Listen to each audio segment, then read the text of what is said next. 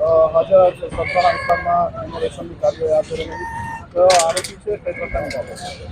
ગઈ તારીખ 17/5/2025ના રોજ સુરત શહેરના લસકાણા પોલીસ સ્ટેશન ખાતે આત્મહત્યાના દુષ્પ્રેરણ અને વ્યાજખોરીનો ગુનો નોંધાયો હતો.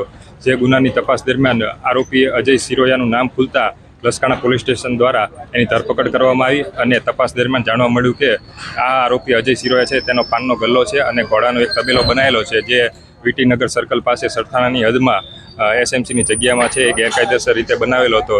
જે અનુસંધાને એસએમસી સાથે જરૂરી સંકલન કરીને આજરોજ આ ગલ્લાનું ડિમોલિશન કરવાની કામગીરી લસકાણા પોલીસ અને સરથાણા પોલીસ દ્વારા સંયુક્ત રીતે હાથ ધરવામાં આવી છે.